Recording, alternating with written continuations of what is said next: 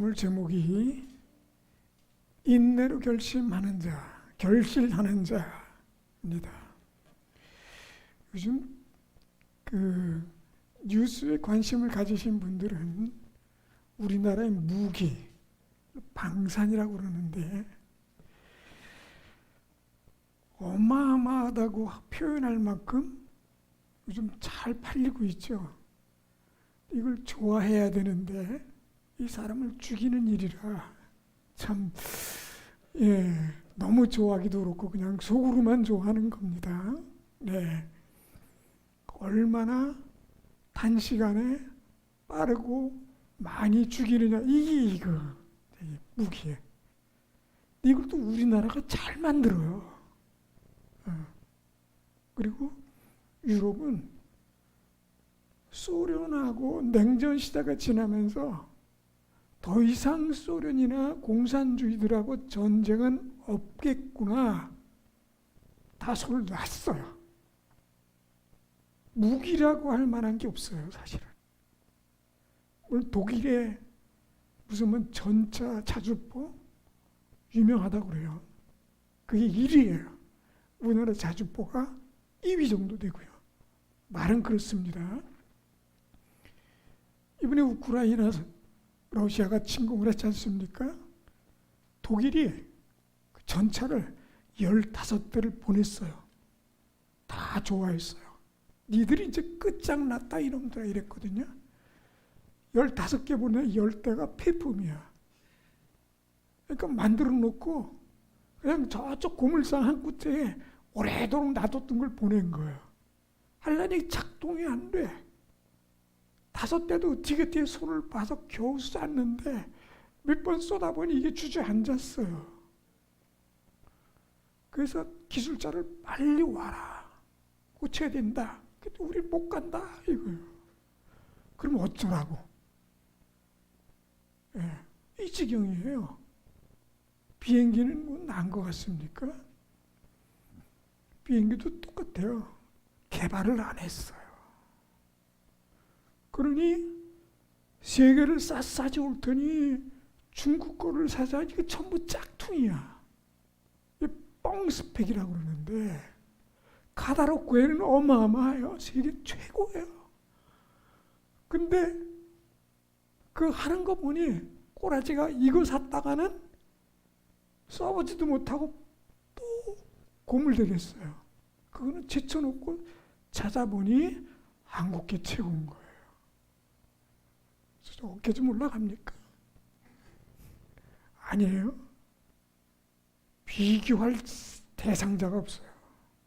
특히 전차 자주포. 우리나라가 얼마나 절박한 상황입니까? 지난번에도 말씀드렸지만 우리 한국은요, 지정학적으로 이게 북쪽을 쳐다보면 좌 중국, 우 일본, 위 북한 플러스 러시아. 도대체 만만한 상대가 없어요. 우리가 그냥 어떻게 싸워서 이길 만한 상대가 있어야 되는데 상대가 안 돼요. 우리 할 일은 무엇입니까? 거기다 땅이라고 해봐야 농사 짓고 부쳐먹고 사람이 살 만한 땅은 30%도 안 돼. 절박해요. 유혹을 겪었어요. 우리 민족이라 생각해서 설마 우리를 공격할까 했더니 와, 무자비하게 우리 민족의 마음속에는 외적에 대한 침입뿐 아니라 북한의 처절한 공격에 대한 이 절박함이 있어요. 그래서 우리나라 국방부를 뭐라고 표현하냐면 포방부라고 그래요. 얼마나 포가 많은지 포도 장난 아니에요. 왜냐하면 북한의 포가요 3,000개가 넘어요. 그게 아무리 고물이라도요 쏘면 날아오는 거예요. 그거를 막기 위해서 우리도 포가 그거보다 많으면 많았지 적지 않습니다. 그리고 질이 비교가 안 돼요. 쏘기 전에 다 막아야 되니까요. 핵까지 있네요. 어떻게 막아요? 그러니 만드는 게 순 괴물 포탄을 만드는 거예요. 핵은 아닌데 핵같이 무서운. 한 번 쏘면요, 축구 경기장 200개 정도는 한 번에 초토화시키는 포가 있어요, 우리나라에. 마음에 들죠? 좀 형편이 되면 하나쯤 갖다 놓으면 든든하겠죠? 근데 여러분, 우리나라가요, 지금만 그런 게 아니에요. 기억하세요?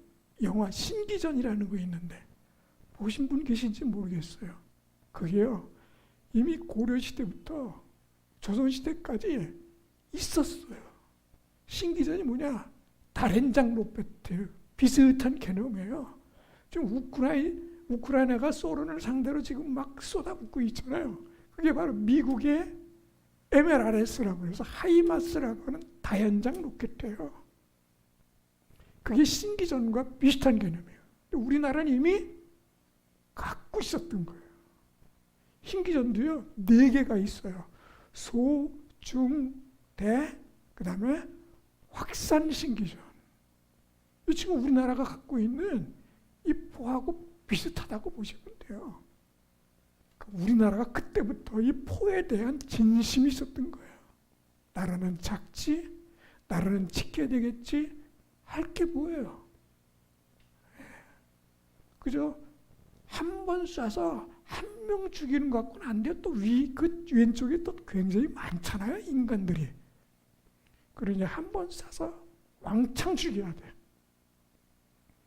그래서 우리나라 국방부를 포방부라 그러는데, 최근에 폴란드하고 약 한 20조 정도 계약한 거 소문 들으셨죠? 아직 못 들으셨나요? 네. 근데 그건 아무것도 아니에요. 앞으로는. 그거에 10배가 될지 20배가 될지 모르는 무기를 지금 간을 보고 있어요. 그래서 여러분, 은혜에 가시면 제일 먼저 하는 게 뭔 줄 아세요? 딱 들어가자마자 번호표를 뽑아야 돼요. 우리나라 무기 살라고요, 번호표 뽑고 기다리고 있는 나라가 수두룩해요.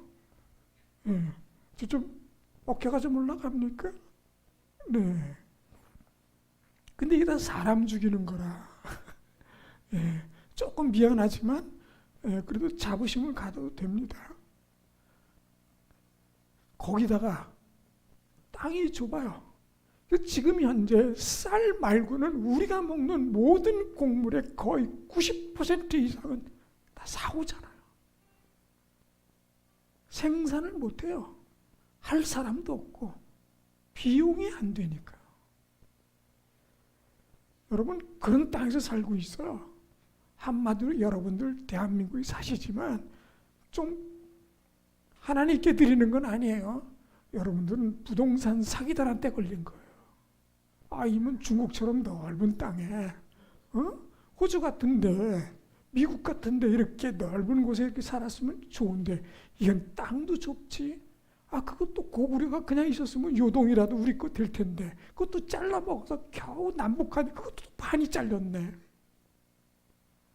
이거 부동산 사기들한테 걸린 것 같아. 또 자원이라고 많아요. 그것도 아니에요. 그런데 보세요. 우리는 가진 것 없고 무엇도 없는데 지금 경제대국 10위 안에 들어가 있어요. 뭐로 하는 거예요? 다 이 머리로 하는 거예요. 거기다요, 예를 하나 들어볼까요? 또 자원이 없잖아요. 그럼 우리가 할 일은 뭐예요? 전부 자본을 들고 와야 돼요. 그리고 우리는 지금 없지만 자원을 찾아서 그 나라에 있는 것을 우리가 사들여야 돼요. 이게 위험한 거예요. 잘못 사면 돈만 날리는 거예요. 그런데요, 2018년 아르헨티나의 소금 호수, 소금이 나는 호수가 있어요. 그걸 샀어요. 무려 3,500억을 주고 샀습니다. 어마어마한 돈이죠.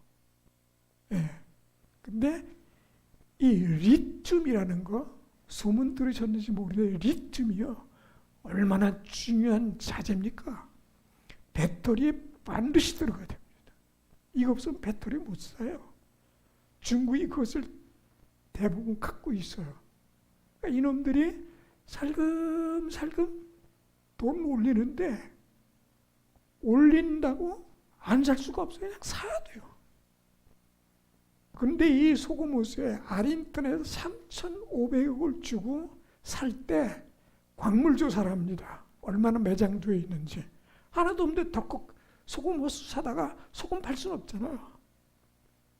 샀는데 약간 220만 톤 정도 매장되어 있을 것이다.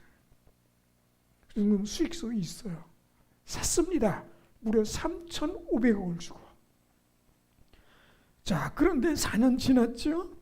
그 최종 매장량을 확인했더니 그거의 6배, 처음에 했던 6배, 1,350만 톤. 아르헨티나는 땅을 치고 억울해할 거고 우리나라는 그냥 차마 어떻게 말은 못하고 속으로 웃으면서 그냥 그 있는 거예요. 그런데요, 양도 양이지만 가격의 문제입니다. 그때 당시의 가격보다요, 상상할 수 없을 만큼 뛰었어요.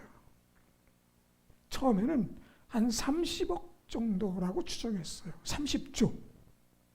우리가 이것을 개발해서 팔면 30조, 35조 정도는 우리가 이익을 보겠다. 근데 지금 220조예요. 참 감이 안 오죠. 안 그래도 한 1,000만 원, 2,000만 원 그래야 야 부자 된 것 같은데 이게 뭐 200조 이게 도대체 이게 뭔 돈인 거야? 우리는 왜 이러고 지금 삽니까? 누구 때문에요? 우리가 잘나서 정치인들이 잘해서요. 그거 아닌 거 우리 알잖아요. 왜 하나님께서 우리에게 이런 것을 주시느냐 하는 것에 대한 기독교인으로서 한국에 태어난 이유, 우리가 지금 이렇게 하나님께 축복을 받으며 사는 이유에 대해서 분명한 소실을 갖고 있어야 됩니다. 이걸 모르면 그냥 아침에 일어나서 아침 먹고 나가서 일하다가 점심 먹고 저녁 먹고 그리고 자고 그 다음에 또 일어나고 그러다가 가는 거예요. 무슨 의미가 있습니까? 하나님께서 우리에게 오늘날 왜 한국이라는 나라, 참 볼 것 없는 것 같으니 지정학적으로 참 나쁜 지역에 있는 이 대한민국의 국민이 되었는가 하는 거예요. 놀랍도록 선교 2위 국가예요. 미국 1위고 우리나라가 2위예요. 선교사들을 무지하게 보냅니다. 더운 나라도 가고 추운 나라도 갑니다. 아무리 추운 나라도 우리 겨울에서 좀 훈련받은 사람들이면 추위 웬만하면 견뎌요. 더위요?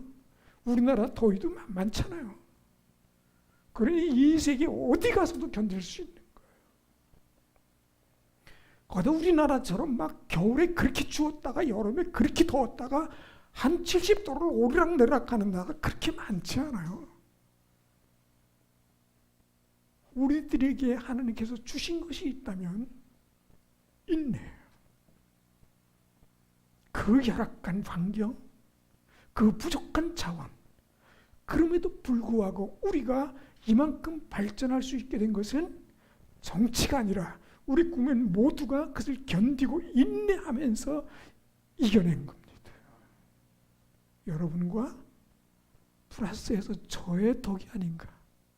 좀 무리하다고 생각할지 모르지만 우리 국민의 힘이지 누구의 힘이 아니에요. 왜 그런 인성을 우리에게 주셨을까 하는 것이 바로 우리가 오늘 생각하고 사는 겁니다. 왜 우리에게 이러한 인내를 주셨을까 하는 거예요. 자, 오늘 본문으로 돌아가면 예수님께서 이렇게 시작합니다. 씨를 뿌리는 자가 그 씨를 뿌리러 나가서 이렇게 말씀하셨어요. 자, 이 씨 뿌리는 비유 너무 많이 들었어요. 4가지 비유. 웬만하면 들었습니다. 그리고 머릿속에 이미 오래도록 들었던 그 여러 가지 여러 번의 또는 여러분의 목사님들로부터 들었던 그 설교들이 그 성경을 읽으면서 해설되어 있는 것들 여러분 보셨을 거예요. 자, 씨 뿌리는 비유, 이 얼마나 중요한지 몰라요. 성경에는 씨 뿌리는 비유가 사실은 창세기부터 나온다고 보시면 돼요. 쭉 전체가. 그리고 우리의 삶도 씨를 뿌리는 행위를 하고 있고 거둬들이고 있습니다. 여러분 날마다 가서 현장에서 무엇인가 일을 하시잖아요. 그게 씨 뿌리고 계신 거예요. 근데 이 씨가 무슨 씨냐 하는 거죠. 먹고 살기 위한 씨만 뿌리다가 배만 불리다가 가느냐, 아니면 복음의 씨를 뿌리다가 복음의 열매를 거두면서 사느냐, 엄청난 차이가 있는 거예요. 사람의 질이, 삶이 거기서 분명히 걸립니다. 아무리 대통령이라도, 아무리 역사적으로 귀한 획기적인 결과를 남긴 사람이라도 그게 다 자기들에게 소득이 되고 먹는 데만 치중해다 가면 지옥으로 가는 것이고요. 내가 먹는 것이 좀 부족하고 경제적으로는 좀 늘 뭔가 궁핍한 듯이 살았지만 복음적 씨를 살다가 가면 하나님께서 잘하였도다 충성빈종아 칭찬 듣는 사람이 되는 것입니다. 그렇기 때문에 씨 뿌리는 비유는 우리에게 굉장히 중요합니다. 잘 받아들여야 됩니다. 그래야 제대로 된 씨를 하나로 좀 심어서 열매를 좀 맺혀서 그리고 하나님께 가야지. 그건 하나도 없이 그냥 살다가 주님 앞에 가면 너는 배는 빵빵한데 뭐가 남긴 게 없구나. 이렇게 칭찬을 들으면 큰일인 것이죠. 자, 이 씨를 뿌리는 비유를 말씀하실 때 사람들이 누구냐 하는 것을 우리가 한번 봐야 됩니다. 이 성경은 예수님께서 그 이후에 하나님 믿는 사람들에게 주시는 통시적인 또는 역사를 관통하는 말씀이기 때문에 전 역사에 우리들에게까지 전달되는 말씀이에요. 그 당시에 예수님의 이 씨 뿌리는 비유를 들었던 사람들이 누구냐 하는 거예요. 먼저 사람들이 무지하게 많이 예수님께 왔어요. 여러 가지 이가 있지만 어쨌든 워낙 유명한 분이에요. 대단하죠. 여러분 혹시 그 BTS라는 아이돌 그룹을 알 텐데 BTS가 최근에 그렇게 발표했어요. 우리는 이제 지쳤다. 더 이상 못하겠다. 그리고 중단을 선언했어요. 그때 전 세계에 있는 아미들, 팬들이 난리가 났죠. 그래서 CNN에서 말하기를 차라리 부모가 이혼하는 게 낫겠다. 그렇게까지 얘기를 했어요. 그 정도로 굉장히 파급력이 강했습니다. 예수님이세요. 만약에 지금 예수님이 재림한다. 전 세계가 난리날. 이거는 뭐 팬이 문제가 아니라 BTS의 문제가 아니에요. 발칵 뒤집어 끄질 겁니다. 유대인들에게 있어서 선지자라는 것은 굉장한 거예요. 우리는 상상할 수 없는 겁니다. 사람들이 몇만 명씩 몰려옵니다. 얼마나 된다고요? 그때 당시에 유대인들이 얼마 많지 않았어요. 수만 명씩 몰려왔어요. 예수님으로부터 가까이 있는 사람들일수록 친한 사람들이겠죠. 근데 그게 먼저 12제자입니다. 자, 보진 마시고요. 들어보시면 될 것 같아요. 8장 1절에서 4절 사이에 어떻게 나오냐 하면 12제자가 함께 있었다. 8장 1절 하반절에. 뭐 그러시겠죠. 늘 데리고 다니셨으니까 12제자. 그 다음에 두 번째는 2절에는 병의 치료를 받은 여인들, 그 중에 대표적인 여자 막달라 마리아, 이렇게 표현하셨어요. 자, 그리고 세 번째는 누구냐? 헤롯의 청직이 구사의 아내 요한나, 그리고 수산나, 그리고 다른 성경에는 샬롬에 이렇게 표현했어요. 그리고 네 번째, 큰 무리들 나옵니다. 자, 그리고 구성원들을 보세요. 12제자들. 주님께서 심으신 씨앗들이에요. 12개. 11개는 괜찮은데 하나는 주님의 뒤통수를 치고 배반해서 예수님을 팔아먹은 거예요. 아셨어요? 그런데 그를 제자로 선택하셨어요. 굳이 제자가 아니더라도 팔아먹을 사람이 있을 텐데 굳이 주님께서 그를 제자로 선택하셨어요. 우리는 누가 좋은 사람일지 누가 나쁜 사람인지 잘 모릅니다. 내가 믿었던 사람으로부터 뒤통수 맞는 때가 얼마나 많습니까? 그렇지 않으셨어요? 그렇다면 감사한 일이고요. 정말 내 모든 걸 다 준 것처럼 믿었던 사람으로부터 배신당했을 때 얼마나 배반감이 큽니까? 견디기 힘든 거예요. 정치인들은 뭐 그게 일상이니 뭐 말할 필요도 없고요. 좋은 씨를 심으셨는데 하나는 나쁜 씨가 들어왔어요. 아시고도 그냥 두셨어요.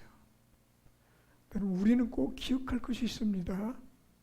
우리는 그러한 일들이 당하더라도 놀라지 말아야 합니다. 자연스럽게 받아들이세요. 누구 때문에 그를 보내주셨을까? 하나님께서 나를 위해서. 왜 우리를 이 좁은 지정학적으로는 정말 볼모지 같은 이 땅에 우리를 이곳으로 몰아놓으셨을까? 또 무지무지하게 많아요. 5,100만 명. 북한에 2,500만 명, 합치면 7,600만 원, 이 좁은 땅에서 바글바글 살고 있어요. 왜요? 우리를 위해서, 그 인내를 위해서, 인격을 위해서 견디고 이겨내는 힘이 강합니다.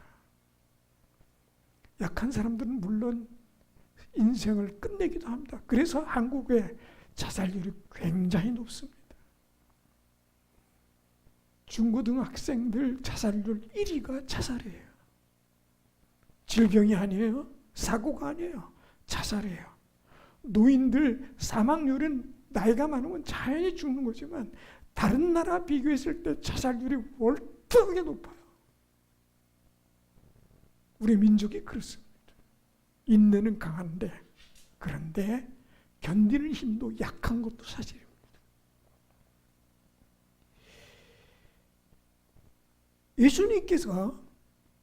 예수님께서 아시고 배반할 제자를 받아들였다면 우리는 모르고 당하는 겁니다. 그렇다고 해도 실망하지 마십시오. 나를 위해서 보내준 귀한 자원일 것입니다. 할 수 있으면 그를 위해서 기도하라고 말씀하고 있어요. 나를 위해서 말이죠. 두 번째를 볼까요? 병고침 받은 여인들. 얼마나 놀랐겠습니까? 얼마나 감사합니까? 주님을 만나면, 주님의 말씀이 떨어지면 병 낫는 걸 알고 어떻게 안 가겠어요? 만약에요, 지구 반대편 아르헨티나에 주님이 오신다. 그럼 우리 다 갈 것 같은데, 단체로. 안 아프신 분들은 뭐 할 말은 없지만 한 군데 어딘가는 좀 이상하지 않아요? 우리쯤 되면 다 그렇습니다. 멀쩡한 것 같아도 가만히 보면 좀 어딘가 좀 안 좋은 데가 있는 거예요. 어쩔 수 없어요. 나이를 먹으면. 정 안 되면 비행기라도 하나 대절해서 맑은생 교회 이름으로 하나 대절해서 그래서 갈 수도 있어요. 그럴 수 있다는 것은 그만한 경제적인 능력이 되기 때문에 가는 거예요. 지금은 조금 어렵겠죠. 이 병이 걸렸다가 나은 여인들, 특별히 막달라 같은 여인들은 주님을 위해 주님의 자신이 자신의 모든 것을 바치기로 결심을 한 겁니다. 자기 인생은 없고 결혼도 없고 자기가 가지고 있던 결혼을 위해서 혹시라도 준비해뒀던 그 향유까지 다 예수님의 발에다가 부으면서 자기 머리로 닦는 거예요. 왜요? 그분을 위해서 살기로 결심했기 때문에. 결혼했는지 안 했는지는 우리는 모릅니다. 이 여인이. 했어도 하나님께서 놀라운 남성을 통해서 아마 아름다운 가정을 이루지 않았을까. 그냥 그렇게 되었으면 좋겠다는 마음을 갖는 겁니다. 우리는 안 된다고 하는 순간 하나님이 함께 하시는 것을 여실히 알지 않습니까? 자, 이런 여인들인 거예요. 자, 세 번째 구성 오늘 보니까 조금 전에 말씀드렸던 것처럼 요한나, 수산나, 살로메. 요한나는 누구냐? 헤롯의 청지기. 도대체 이 청지기라는 게 뭔지 몰라요. 무슨 일을 했던 사람인지 모르는데 이 요한나는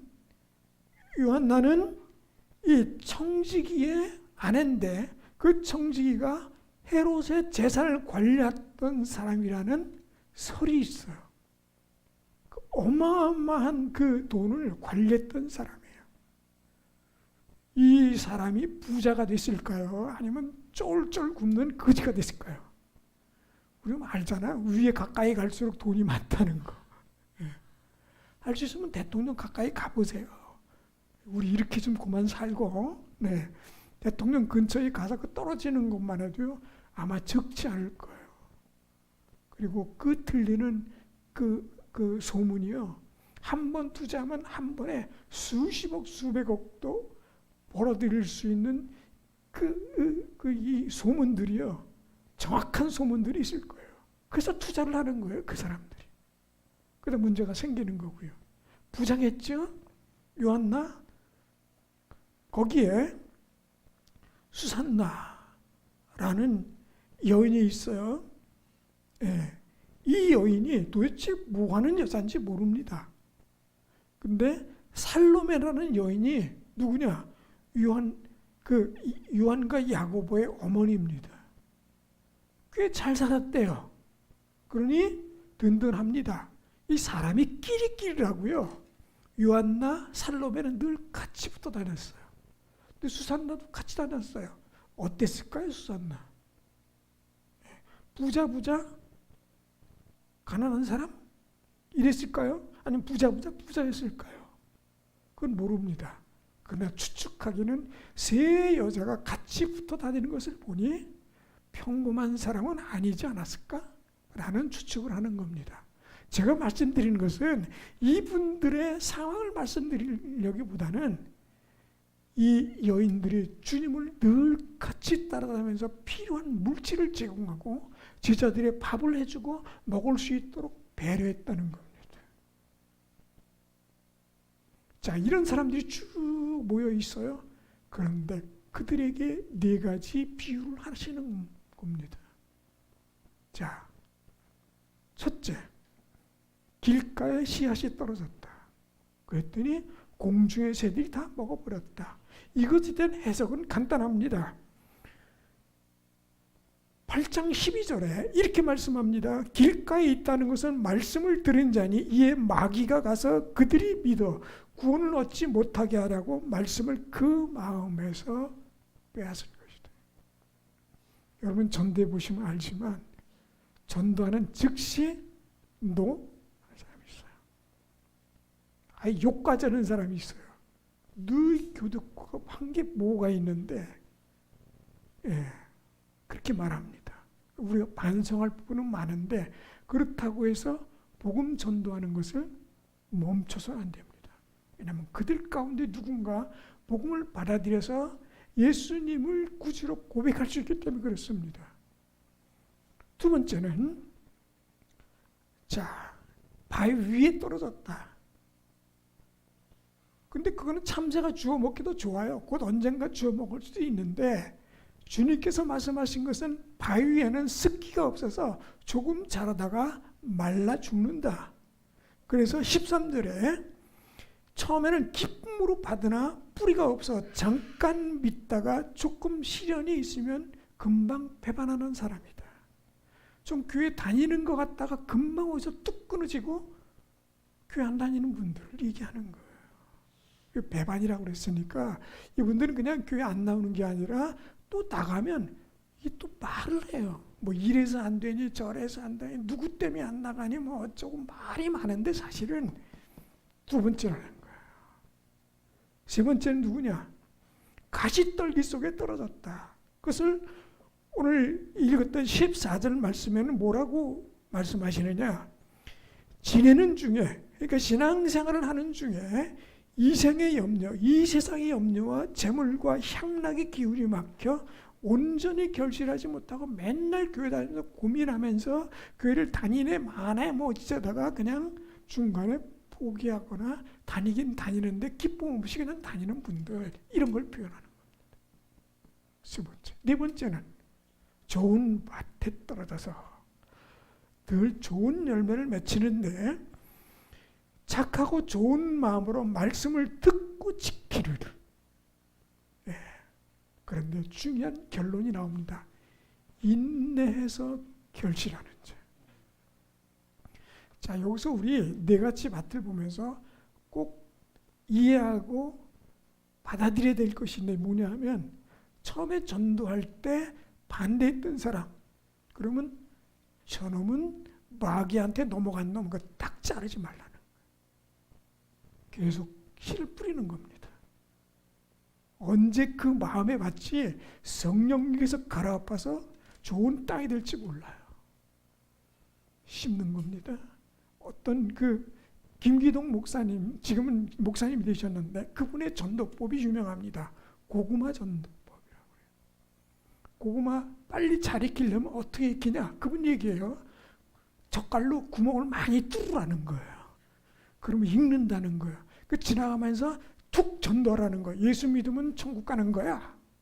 그러면 뭐라 그러겠죠? 그럼 그냥 쓱 지나간대요. 그 다음에 또 만나면 더 푹 치른대요. 언젠간 있겠지 그러고.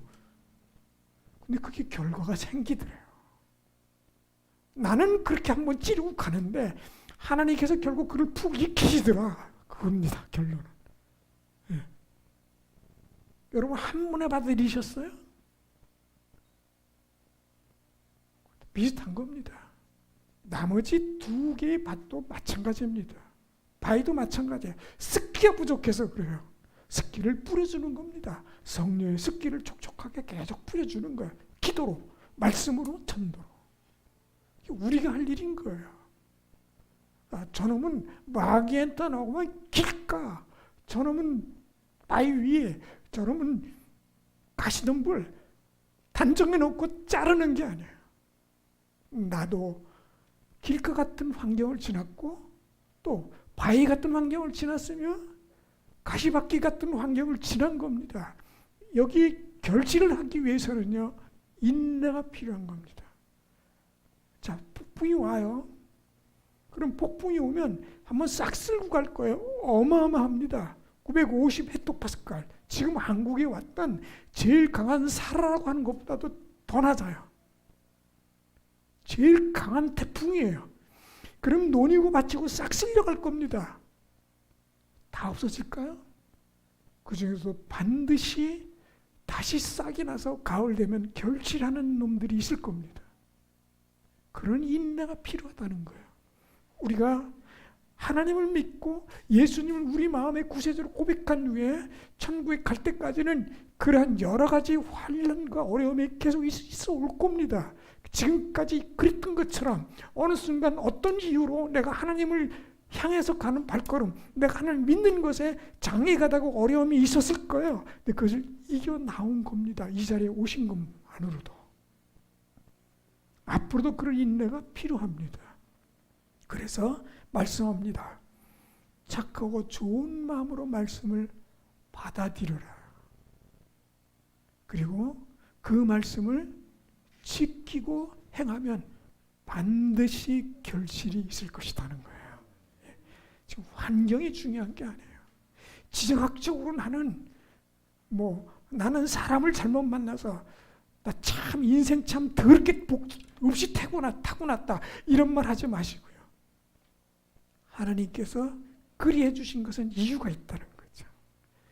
인내로 이겨내시기를 주의 이름으로 부탁을 드립니다. 다 같이 기도합니다.